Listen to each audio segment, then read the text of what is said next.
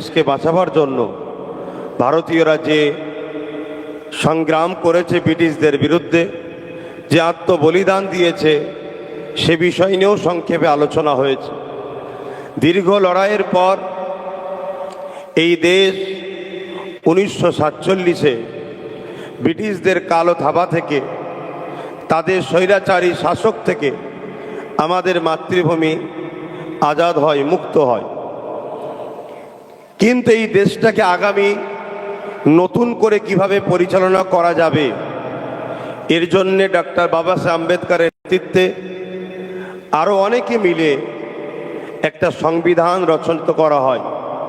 সেই সংবিধান 1950 26শে জানুয়ারি এই দিনে প্রথম লাগু করা হয়।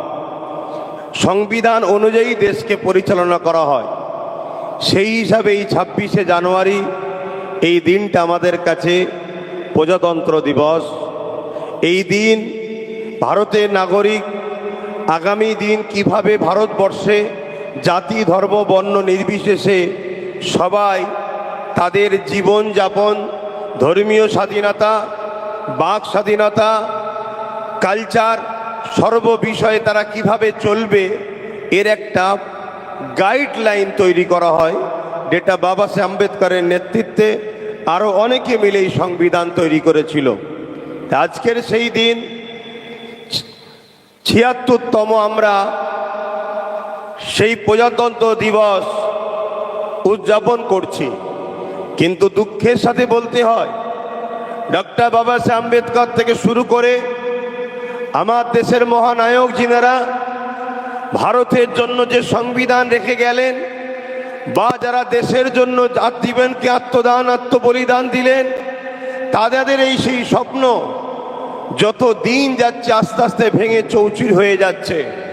কেন আমরা দেখছি কেন্দ্রে 2014 সাল থেকে বিজেপি সরকার আসার পর থেকে একদিন পর একদিন যেন আমরা দেখতে লেগেছি সংবিধান বিরোধী কর্মসূচি, সংবিধানকে মিটিয়ে দিবার একটা যেন ষড়যন্ত্র আমার ভারতবর্ষের বুকে হতে শুরু করেছে। তাই আজকে 2025 সালে আমরা এই উলুবেড়িয়া ফুরফুরা শরীফ আহলে সুন্নাত ওয়াল জামাতের শাখা কমিটির ব্যবস্থাপনায় এই যে 26শে জানুয়ারি প্রজাতন্ত্র দিবস করতে চলেছি, এ থেকে আমাদের সকলকে শপথ নেওয়া দরকার। শুধু বক্তব্য শুনব, চলে যাব তা নয়। একদিকে যেমন আমাদেরকে আগামী দিন সংবিধানকে বাঁচাবার জন্য লড়াই করতে হবে, সাথে সাথে দেশকে যারা স্বাধীন করে আমাদের কাছে তুলে দিয়ে গেছে, সেই দেশকে সার্বভৌমত্বকে নিরাপদে রাখার জন্য আমাদেরকে অঙ্গীকারবদ্ধ হতে হবে।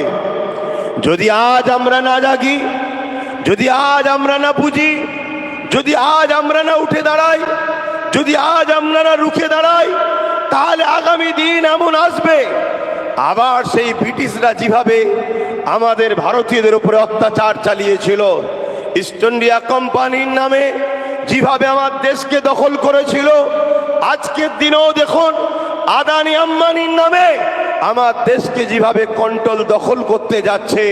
আগামী দিন ইস্ট ইন্ডিয়া কোম্পানি যেভাবে আমাদের ভারতবাসীর উপরে জুলুম করেছিল, আগামী দিন কিন্তু আমাদের উপরে, আমাদের নিউ প্রজন্মের উপরে এভাবেই কিন্তু অত্যাচারী স্টিম রোলার চলতে আসছে। তো সময় হয়েছে আমাদের এখনই উঠে দাঁড়াতে হবে, আমাদেরকে রুখতে হবে, সংবিধানকে বাঁচাতে হবে, দেশের গণতন্ত্র, দেশের সার্বভৌমত্বকে নিরাপদে রাখতে হবে। আমরা এখান থেকে আওয়াজ তুলব, হিন্দু ভাই সে তার বিশ্বাস, তার আস্থা, তার ধর্মীয় কালচার সে স্বাধীনভাবে করবে। দলিত ভাই, আদিবাসী ভাই, শিখ, পাঞ্জাবি ভাই, যে যা ধর্ম বিশ্বাস আস্থা সে তার মতো করবে, কেন দেশ তাকে অধিকার দিয়েছে। ঠিক তেমনই পাশাপাশি ইসলামের অনুসারী আমরা যারা, আমরা আমাদের আস্থা, আমাদের বিশ্বাস, আমাদের কালচার, আমাদের রীতিনীতি, আমরা আমাদের ধর্মীয় স্বাধীনতা নিজেদের আস্থা বিশ্বাসের উপরে করব আমরা। কিন্তু দিনের শেষে আমরা সবাই ভারতীয়, আমাদের সকলকে ঐক্যবদ্ধ হয়ে এই বিশাল ভারত নামক গাছটাকে বাঁচাতে হবে। ভারত একটা গাছ বুঝাবার জন্য বলছি, এই গাছের অনেক শিকড় আছে।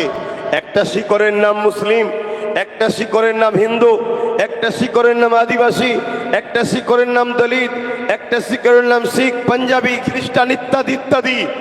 কোন শিকড়কে যদি আঘাত দেওয়া হয়, কাটা হয়, মূলত ভারত নামক গাছটা দুর্বল হচ্ছে। আজ যারা এ দেশকে ব্রিটিশ শাসন করেছিল তারা চলে যেতে পারে, কিন্তু ভারতের মতো একটা হীরের টুকরোর লোভ লালসা তারা কিন্তু এখনো কাটাতে পারেনি। তাই তারা চলে যাবার সময় তাদের কিন্তু উত্তরসূরি, তাদের গোয়েন্দা, তাদের লোক কিন্তু রেখে গেছে। তারা দীর্ঘ বছর ধরে আস্তে আস্তে তিলে তিলে তৈরি হচ্ছে, যাতে করে আগামী দিন এই গণতান্ত্রিক সংবিধান, সর্বধর্মের মানুষের নিরাপত্তা দেওয়া সংবিধান, আমার দেশের যে ধর্ম নিরপেক্ষতার কাঠামো, এগুলোকে ভেঙে দিয়ে হিন্দুত্ববাদী রাষ্ট্র তৈরি করার একটা পরিকল্পনার মধ্যে দিয়ে মূলত আমার দেশকে এরা টুকরো টুকরো করার একটা পরিকল্পনা করতে চাইছে। এই জায়গায় একজন ভারতীয় হিসাবে, হ্যাঁ আমার ধর্ম ইসলাম, আমার ইসলাম আমাকে শিখিয়েছে দেশকে ভালোবাসা। একজন ভারতের নাগরিক হিসাবে আমি দায়িত্ব নিয়ে আপনাদেরকে বলছি, এই জায়গায় কিন্তু আমাদের আর ঘুমোবার সময় নেই, এদিক ওদিক আড্ডা দিয়ে গাফিলতি করার সময় নেই। আমাদের উচিত এখন আমাদেরকে সংগঠিত হয়ে নিজের মাতৃভূমি বাঁচাবার জন্য লড়াই, সংবিধানকে বাঁচাবার জন্য লড়াই। কি বলছেন, আপনারা তৈরি হবেন তো নাকি? লড়াইয়ের জন্য প্রস্তুত হবেন তো নাকি? হাত তুলে বলছেন তো প্রস্তুত হবেন তো নাকি? কেন বহুত মানুষের রক্তের বিনিময়ে টন টন উলামাদেরও রক্ত, আব্দুল আজিজ মুহাদ্দিস দেহলভী রহমাতুল্লাহ আলাইহি তিনি আওয়াজ দিয়েছিলেন, চলো ব্রিটিশদের বিরুদ্ধে লড়াই করা ফরজ হয়েছে। সেই সময় উলামারা ঝাঁপিয়ে পড়েছিলেন। শুধু দিল্লির জমিনে হাজার হাজার হাফেজে কোরআন আলেমে দিনকে গাছের মধ্যে টাঙিয়ে ফাঁসি দিয়ে খুন করেছে এই ব্রিটিশ গভর্নমেন্টরা। আজকে সেই মাতৃভূমি ধ্বংসের দিকে যাচ্ছে। আমরা দেখছি কেন্দ্রে বিজেপি সরকার আসার পর থেকে একটার পর একটা দেশের নাগরিকের মধ্যে বিভাজন তৈরি করা, সর্বসময় একটা ফিতনা লাগানো, দেশের মধ্যে একটা হইচই তৈরি করা, দেশের ভ্রাতৃত্বকে নষ্ট করা, দেশের সম্প্রীতিকে নষ্ট করা, এই রকম একটা ষড়যন্ত্র তারা করেই চলেছে। যার প্রমাণ আপনারা নিশ্চয়ই জানেন। আমরা দেখতে পাচ্ছি এনআরসির নামে প্রকাশ্য সেখানে বলা হচ্ছে যে একটা বিশেষ ধর্মীয় মানুষের নাম বলে বলছে তাদেরকে নাগরিকত্ব দেওয়া হবে না। যদি কেউ বিদেশ থেকে ভারতে এসে নাগরিক পায়, যেমন অন্য ধর্ম তার বিশ্বাস, সে যেমন নাগরিকত্ব পাবে, ঠিক তেমনই সবাইকে নাগরিকত্ব দেওয়া দরকার। এটাই হবে দেশের গণতন্ত্র। ঠিক তেমনই আমরা দেখলাম কৃষক বন্ধুদের বিরুদ্ধে হঠাৎ করে একটা কালা কানুন তৈরি করলো, যে কানুনে ওই আদানি আম্বানি শিল্পপতিরা আরবপতি থেকে আরো বড়পতি হবে, আর কৃষক ভাইয়েরা তারা আস্তে আস্তে নিজেকে নিজের সম্পদের নিজের ঠিকমতো মূল্য না পাওয়ার জন্য চাষের সম্পদের তারা আত্মহত্যা করতে বাধ্য হবে। ঠিক তেমনই 2024 সালের শেষে, এটা 25 চলছে, হঠাৎ করে একটা ষড়যন্ত্রের বীজ রোপণ করলো কেন্দ্র সরকার। কি? ওয়াকফ সংসদীয় বিলের নামে, ওয়াকফ অ্যাক্ট বিলের নামে 2024 ওয়াকফ অ্যাক্ট বিলের নামে ওয়াকফ সম্পত্তি, মুসলমানদের যে ধর্মীয় একটা অ্যাসেট, ধর্মীয় যে আস্থা, ধর্মীয় যে বিশ্বাস, তার উপরে আঘাত দিয়ে পুরো ওয়াকফ সম্পদকে লুটে দিবার চেষ্টা করলো। আমার কওমের কজন মানুষ আপনারা ওয়াকফকে জানেন জানি না। আমার পূর্বে হয়তো অনেকে বলেছে, ওয়াকফ হলো ইসলাম ধর্মের ধর্মীয় ব্যক্তিরা আল্লাহর সন্তুষ্টির জন্য, আল্লাহর সৃষ্টি সেবার জন্য, মসজিদ, মাদ্রাসা, কবরস্থান, ঈদগাহ, খানকা করার জন্য, আল্লাহকে খুশি করার জন্য আল্লাহর রাহে উৎসর্গ করে, দান করে। আর এই দানটা কিভাবে হয়? লেখালেখনির ভাবেও হয়, মৌখিকও হয়। আজকে 2025 2025-26 জানুয়ারি আজকের দিন পর্যন্ত সুপ্রিম কোর্টের আইন আছে, মুখেও যদি কেউ দান করে ওটাও গ্রান্টেড হবে। কিন্তু আমাদের কেন্দ্রে যে সরকার বসে আছে, সে সরকার দেশের মানুষের যুব সমাজের বেকারত্ব দূর করতে পারেনি। বলেছিল বছরে বছরে 2 কোটি করে চাকরি দেব, 2 কোটি করে চাকরি দিতে পারেনি। উপরন্ত দেশকে আজকে 76তম প্রজাতন্ত্র দিবস করছি, দেশ ক্ষুধার্তর দিকে বাংলাদেশ, পাকিস্তান, নেপালের থেকেও আমার দেশ ক্ষুধার্তর দিকে আরো নিচেই নেমে যাচ্ছে। দৈনিক আমার দেশের ছোট্ট ছোট্ট বাচ্চারা ভিটামিনের অভাবে মারা যাচ্ছে। আমার দেশ ক্ষুধার্তর তালিকায় দৈনিক পিছিয়ে যাচ্ছে। আমার দেশের আর্থিক কাঠামো ধ্বংস হয়ে যাচ্ছে। আমার দেশের জিডিপি ডাউন হয়ে যাচ্ছে। আমার দেশের টাকার ভ্যালু কমে যাচ্ছে। আমার দেশে বেকারত্ব বেড়েই যাচ্ছে। এই বেকারত্বদের সমস্যা সমাধান কেন্দ্রের অপদার্থ সরকার করতে পারছে না। উপরন্ত ক্ষমতার জোরে আইনের মাধ্যম দিয়ে, পাওয়ার দিয়ে, জোর করে সংবিধান বিরোধী কর্মকাণ্ড করে তারা আজকে চাইছে মসজিদগুলোকে ভেঙে দেবো, মাদ্রাসাগুলোকে ভেঙে দেবো, কবরস্থানগুলোকে মিটিয়ে দেবো, খানকাগুলোকে মিটিয়ে দেবো। আমি একজন ভারতের নাগরিক হিসাবে জানতে চাই, আমার দেশের সংবিধানের বিরুদ্ধে গিয়ে কেউ যদি মসজিদ, মাদ্রাসা, কবরস্থান, খানকাকে মিটাতে চাও, আমরা জীবনের বুকে তাজা খুন দিতে হলো এদের বিরুদ্ধে লড়াইয়ের রাজি আছি না নয়। একদিকে যেমন এই লড়াই আমার দেশের সংবিধানের ইজ্জত রক্ষা করা হবে, অপরদিকে আমাদের ধর্মীয় অধিকার বাঁচাবার জন্য লড়াই করতে হবে। আজকে বড় আফসোস, দুঃখের সাথে বলতে হয়, এই জায়গায় প্রোগ্রামটা হচ্ছে, আপনাদের একটু কষ্ট হচ্ছে বুঝতে পারছি, কেন প্রোগ্রামের জায়গা নয়। কিন্তু আমার ভাবতে অবাক লাগছে, 26শে জানুয়ারি স্বাধীন দেশের প্রজাতন্ত্র দিবসকে লক্ষ্য করে ওয়াকফ বাঁচাবার জন্য ওয়াকফ সংশোধনী বিল 2024 বাতিল করতে হবে, কথাটা লিখেছে ঠিকই, কিন্তু এখন ইমপ্লিমেন্ট করেনি। তার প্রতিবাদে আমরা মিটিং করছি। মাদ্রাসা শিক্ষা বাঁচাবার জন্য অনগ্র শ্রেণী সংখ্যালঘু মুসলিম সম্প্রদায়ের ওবিসি থেকে নামকে বাদ দেওয়া হয়েছে, এটা অধিকার নিবার জন্য আমরা আন্দোলন করতে নেমেছি। অথচ রাজ্য সরকার এবং তার প্রশাসনকে দিয়ে বিভিন্ন ভাবে আহলে সুন্নাত ওয়াল জামাতের এই প্রোগ্রামকে হ্যারেস করছে। কারণ রাজ্য সরকার জানে আব্বাস সিদ্দিকী আসলে কেন্দ্রের বিজেপির বিরুদ্ধে বলবে, ওয়াকফের পক্ষে বলবে, দেশের পক্ষে বলবে, দেশের আদিবাসী, দলিত, মতুয়া, হিন্দু, সাঁওতাল, ভক্তি, যুব সমাজ, বেকার যুব সমাজের পক্ষে বলবে। তাই কেন্দ্র সরকারের বিরুদ্ধে বলাটা রাজ্য সরকারেরও ঠিক পছন্দ নয়। কেন? আমরা তো সেটিং এ কাজ করছি।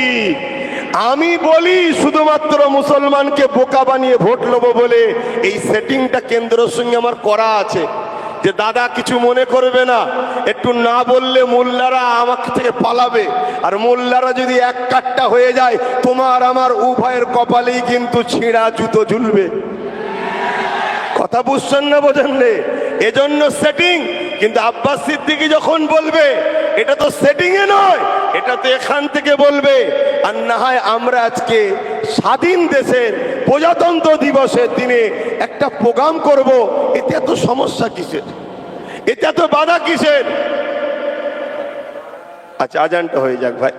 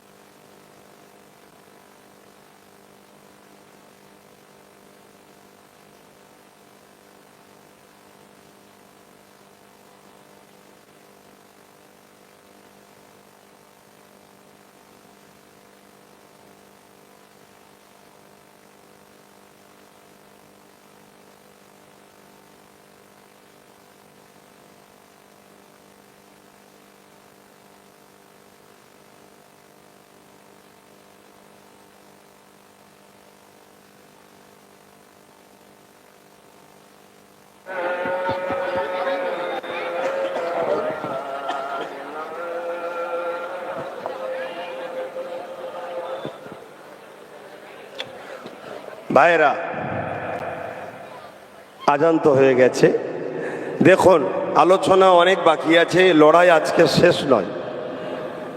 দীর্ঘ 100-150 বছর ধরে লড়াইয়ের পর আমার দেশ স্বাধীন হয়েছে। সেই দেশকে আবার ভেতর থেকে আস্তে আস্তে কুড়ি খোকলা করা হয়েছে। এই ঘাকে মিটাতে গেলে আমাদের ঘরও 20-30 বছর ধরে লড়াই করতে হবে। আপনারা হাঁপিয়ে যাবেন না তো? সাক্ষী দিয়ে বলছেন তো, লড়াই করবেন তো দেশের জন্য? এই যে মসজিদের আজানটা হচ্ছে, আজান হোক চান তো নাকি? আজকে কখনো খেয়াল করে দেখেছেন ওয়াকাফ সম্পদ দীর্ঘ স্বাধীনতার পর থেকে কম বেশি সবাই লুটে খেয়েছে। কেন্দ্র সরকার সম্পূর্ণ নিতে চাইছে কেন? অর্থাৎ আইন তৈরি করে ওটা ওয়াকাফ নয়, এটা পরিকল্পনা করতে চাইছে কেন? এটা কখনো ভেবে দেখেছেন? এই ভারতবর্ষের কেরলে একটা মসজিদ আছে যে মসজিদের বয়স 1400 বছর। এই ভারতবর্ষের গুজরাটে একটা মসজিদ আছে, মসজিদের 1300 বছর। এই বাংলায় অনেক মসজিদ আছে যে বয়স 800, 900, 1000 বছর। এই মসজিদ যেখানে 1000 বছর আছে, 1300 বছর, 1400 বছর, 1500-1200 বছর ধরে মসজিদ আছে, তার মানে মসজিদ যখন আছে মুসলমান আছে। তার মানে 1400 বছর, 1300 বছর, 1100 বছর, 1000 বছর ধরে ভারতের মুসলমান আছে। যে দেশে হাজার বছর ধরে মুসলমান থাকে, সে দেশের কখনো মুসলমানকে এনআরসি এনপিআর এর নামে হুমকি দিয়ে, চুমকি দিয়ে, ভয় দেখিয়ে তাড়ানো সম্ভব নয়। এটা মোদি বাবুরা বুঝে নিয়েছে। তাই এদের অস্তিত্বটাকে প্রথম মিটাও, এদের মসজিদকে প্রথম দখল করো, এদের মাদ্রাসাকে দখল করো, এদের খানকাকে মিটাও, এদের কবরস্থানকে মিটাও। আইনের মাধ্যম দিয়ে ওগুলোকে কর্পোরেটদের হাতে তুলে ওগুলোকে বিলীন করে দিয়ে, ওগুলোকে ভেঙে গুড়িয়ে দিয়ে এদের পেহচানকে প্রথম মিটিয়ে দাও। এদের যখন পেহচান মিটিয়ে যাবে, 1000 বছরের মসজিদ থাকবে না, 1000 বছরের মাদ্রাসা থাকবে না, 1000 বছরের কবরস্থান থাকবে না, তখন আমরা বলবো স্বাধীনতার পরে তোমরা এসেছো, এদেরকে তখন আমাদের তাড়াতে সুবিধা হবে। তাই আজ আপনাদেরকে বলবো, এ লড়াই শুধু রুজি রুটির লড়াই নয়। এ লড়াই ভারতবর্ষে আগামী দিন থাকবো না। এ লড়াই আমাদের বাচ্চারা ডিটেনশন ক্যাম্পে যাবে না স্বাধীনভাবে মাথা তুলে বাঁচবে। এ লড়াই, এটা সেই লড়াই। নেতাজি যদি পুরো দেশবাসীর জন্য লড়তে পারে, হাসপাকুল্লাহ খান যদি পুরো দেশবাসীর জন্য লড়তে পারে, তিতুমির যদি পুরো দেশের জন্য লড়তে পারে, সিধু কানু যদি পুরো দেশের জন্য লড়তে পারে, বিরসা মুন্ডারা যদি পুরো দেশবাসীর জন্য লড়তে পারে, আমি আপনাকে বলছি, আপনি আপনার পরিবার, বাচ্চা, সন্তানের জন্য আপনি নিজেকে উঠে দাঁড়িয়ে লড়াইয়ের দরকার আছে না নাই? কারা লড়াই করতে পারবেন উঠে দাঁড়িয়ে যান। কারা লড়াই করতে পারবেন উঠে দাঁড়িয়ে যান। তবে এ লড়াই সংবিধানকে মান্যতা দিয়ে হবে, কেন আমরা সংবিধানকে বাঁচাবার জন্য এসেছি। এ লড়াই সংবিধানকে মান্যতা দিয়ে হবে। আজকে বড় দুঃখ লাগে, রাজ্য সরকার সে ওয়াকাফ বিলের পক্ষে না দাঁড়িয়ে বলেছিল ওয়াকাফকে সংরক্ষণ করে দেবো, বলেছিলেন তো নাকি? আজকে আপনাদেরকে একটা ছোট তথ্য দিয়ে যাচ্ছি, সময় কম। উত্তর 24 পরগনা আব্বাস আলী গোরাচাঁদ বলে একজন আল্লাহর ওলি রয়েছে, তিনার 900 বিঘে জায়গা ছিল। রাজ্য সরকারের দয়াতে সেই 900 বিঘেটা এখন আছে হচ্ছে মাত্র 92 শতক। কত বিঘে জায়গা? 900 বিঘে জায়গা আছে কত? 92 শতক। তাহলে বাকি জায়গাটা কে ছেড়েছে? তাহলে কেন প্রোগ্রামটা বাধা দেওয়া হচ্ছে বুঝতে পারলেন? কিন্তু এরপরও আপনাদের জানাই, কিছুদিন আগে এই বাংলাতে বিজেপির একজন দায়িত্বশীল ব্যক্তি সে প্রোগ্রামের মধ্যে প্রকাশ্য বলছে, বাড়ি বাড়ি অস্ত্র রাখো, ধারালো অস্ত্র রাখো, তাকে বন্দি করা হবে না, তাকে প্রোগ্রাম করতে দেওয়া হবে। পূর্ব মেদিনীপুরের শুভেন্দু অধিকারী কিছুদিন আগে টিএমসির ক্ষেতেরই ফসলছে, টিএমসি তাকে খাইয়ে দাইয়ে মোটা করেছে। সেই শুভেন্দু অধিকারী মুসলিম বিদ্বেষী, ইসলাম বিদ্বেষী, সংবিধান বিরোধী যখন কথা বলবে, তাকে আগে আগে পিছু গাড়ি দিয়ে পাহারা দিয়ে রাজ্য সরকার নিয়ে যাবে। যাও গিয়ে তুমি বলো, তুমি না বললে মুসলমানরা ভয় খাবে না আমাকে, তাহলে ভোটটাও দেবে না। কথা শুনছেন না? শোনেন রে শুভেন্দু অধিকারী, তুমি বলো, বলে হিন্দুকে তুমি নিয়ে নাও, আর মোল্লাগুলোকে ভয় দেখিয়ে আমাকে দাও। এই যে সেটিং এর রাজনীতি তাদের চলছে আপনাদের এলাকার এই পাশেতে ইসলামের নবীর নামে অপমানমূলক কর্মকাণ্ড করা হয়েছিল, ইসলাম বিদ্বেষী কর্মকাণ্ড হয়েছিল। উপরন্তু সেই কাজে যারা করেছে তারা জেল জরিমানা খাইনে, নিরীহ মুসলমানগুলো কাজ থেকে ঘরে ফিরছে, তাদেরকে কেস দেওয়া হয়েছে। এই রাজ্য সরকার মূলত তার আঁচলের তলায় আস্তে আস্তে বিজেপিকে বড় করার ষড়যন্ত্র করতে চাইছে। তার প্রমাণ আজকে আবার এখানে বাধা দিবার ষড়যন্ত্র দিয়ে প্রমাণ করে দিল। তাই আমি আপনাদেরকে বলবো, এখানে বেশি কিছু আর সময় নেই কথা বলার। আমি একটা শুধু আপনাদের কাছ থেকে সাক্ষ্য নিতে চাই। সেই সাক্ষ্যটা হচ্ছে এটাই, দেশের জন্য, সংবিধানের জন্য, ওয়াকাফের জন্য, মুসলিম হোক, হিন্দু হোক, আদিবাসী হোক, দলিত হোক, আমরা সবাই ভারতীয়, প্রত্যেকটা মজলুম অসহায় ভারতীয়র জন্য আগামী দিন কলিকাতার রাজপথে যেদি ডাকি আপনারা যেতে রাজি আছেন? হাত লম্বা করে বলুন কারা যেতে রাজি আছেন। এই হাতটা তুলে রাখবেন, হাতটা তুলে রাখবেন। অঙ্গীকার করছেন তো? হাতটা তুলে রাখেন, অঙ্গীকার করছেন তো? হাতটা তুলে রাখেন, অঙ্গীকার করছেন তো? এই অঙ্গীকার যেন মিস না হয়। কেন আগামী দিন আমি টার্গেট করেছি, কত রুখবে কলিকাতার বুকে 20 থেকে 30 লক্ষ লোকের একটা জমায়েত করার প্ল্যান তৈরি করছি। কত রুখবে দেখবো সেদিন আমরা। কি আপনারা পারবেন না? পারবেন না? কিন্তু আমরা গাড়ি ভাড়া দিতে পারবো না, খাওয়া দিতে পারবো না। কেন যারা গাড়ি ভাড়া দেয়, খাওয়া দেয়, মূলত তারা তোমাদেরকে ভাড়াটিয়া ব্রো করে গোলাম হিসাবে নিয়ে যায়। অতএব আমি ও জন্য দেব না। আপনি যাবেন আপনার দেশের ভালোবাসায়, আপনি যাবেন আপনার সংবিধানকে বাঁচাতে, আপনি যাবেন আপনার শিক্ষা, স্বাস্থ্য, বাসস্থান, কর্মসংস্থানের অধিকারকে নেবার জন্য, আপনি যাবেন আপনার ধর্মীয় স্বাধীনতাকে বাঁচাবার জন্য, আপনি যাবেন আপনার বাচ্চার ভবিষ্যৎ এ দেশ ও বাংলার বুকে সুরক্ষিত করার জন্য। এর জন্য আমাকে যেমন ত্যাগ করতে হবে, আপনাকেও তেমন ত্যাগ করতে হবে। আসুন আমরা উভয় ভারতীয়, আমরা উভয় মিলে ঐক্যবদ্ধ হই। মুসলিম হোক, আদিবাসী হোক, দলিত হোক, সাঁওতাল হোক, হিন্দু হোক, আমরা ভারতীয়। এটা আমাদের দেশ।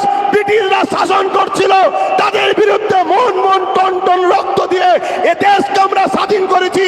এ দেশের কেউ হুকুমতে বসবে আজ, কালকে চলে যাবে, আবার কেউ বসবে, কাল চলে যাবে। সংবিধান ছিল, আছে, থাকবে। দেশ ছিল, আছে, থাকবে। যারা সংবিধান বিরোধী কথা বলবে, দেশ বিরোধী কথা বলবে, তাদের বিরুদ্ধে আমরা ভারতীয়রা আজও লড়ছি, আগামীতেও লড়ব। ঠিক না বেটে? এই আওয়াজ আমাদেরকে দিতে হবে, এই জনরোষ আমাদেরকে তৈরি করতে হবে, এই জন ঐক্য তৈরি করতে হবে। আজকে বড় দুঃখ লাগে,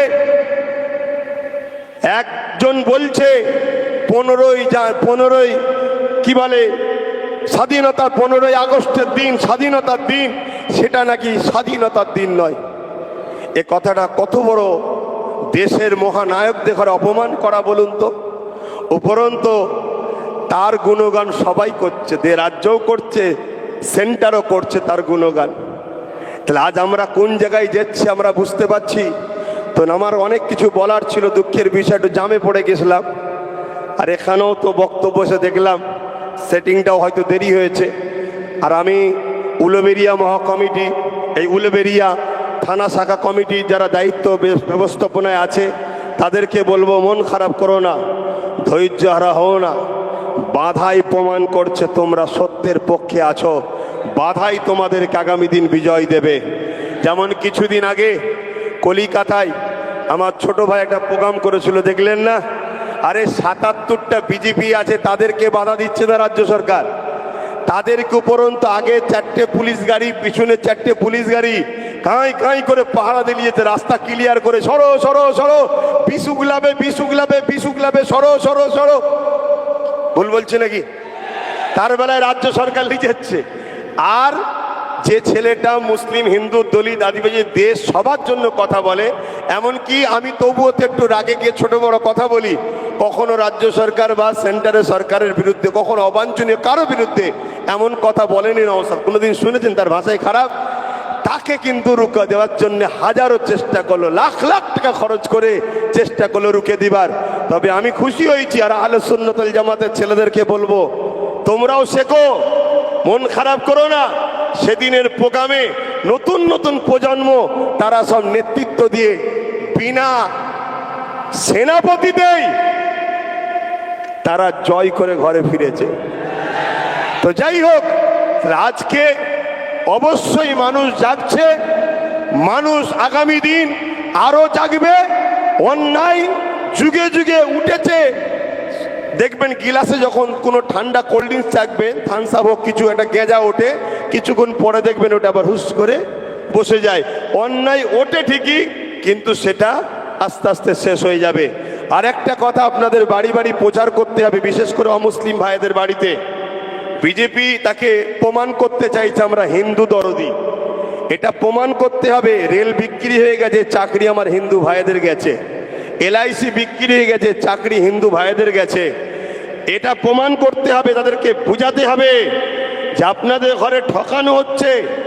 আজকে দেশে 2014 থেকে বিজেপি আসার পর কটা অমুসলিম ভাইদেরকে চাকরি দিয়েছে, কটা অমুসলিম ভাইদের কর্মসংস্থান হয়েছে, আপনারা তার ডাটা বার করুন।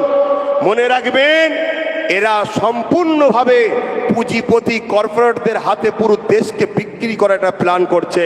কিন্তু আমার বলার থাকলেও আমি দুঃখিত, নামাজের সম্মানার্থে আমি প্রোগ্রামকে সংক্ষেপ করছি। কিন্তু আমি আরও একবার অঙ্গীকার নেব, আগামী দিন দেশ বাঁচাতে, সংবিধান বাঁচাতে, ধর্মীয় স্বাধীনতা, নিজেদের দেশের সার্বভৌমত্বকে নিরাপদে আমরা কলিকাতায় যেতে রাজি আছি তো নাকি? হাত তুলে বলছেন রাজি আছি তো নাকি? যাক, আমি আর কথা বাড়াচ্ছি না। আপনারা সুস্থ থাকেন, ভালো থাকেন। ফুরফুরা আহলে সুন্নাত ওয়াল জামাত জিন্দাবাদ। উলুবেড়িয়া শাখা কমিটি, ফুরফুরা শরীফ আহলে সুন্নাত ওয়াল জামাতের কর্মীবৃন্দ, তোমাদেরকে শ্রদ্ধা ও ভালোবাসা জানাই। মন খারাপ করো না, আগিয়ে যাও। অবশ্যই অন্ধকারের পরেই আলো আসে। সুস্থ থাকেন, ভালো থাকেন। আল্লাহ হাফেজ। আসসালামু আলাইকুম।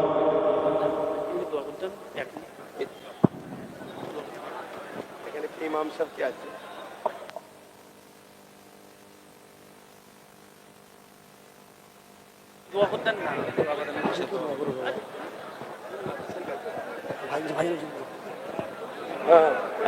মসজিদে আজান যাবে, সময়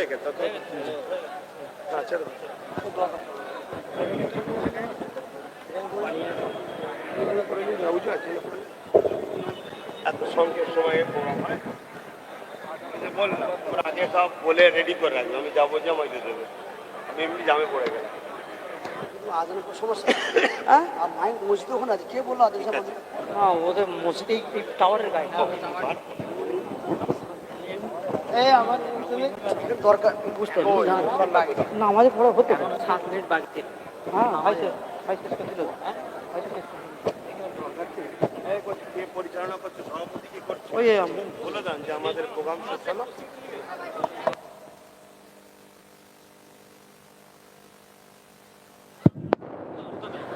আমাদের প্রোগ্রাম সমাপ্ত হয়েছে। আপনারা আস্তে আস্তে রওনা হন, আস্তে আস্তে যাবেন, কোনো বিশৃঙ্খলা করবেন না, কেউ কোনো হইচই করবেন না। আস্তে আস্তে আপনারা বাড়ির দিকে যান।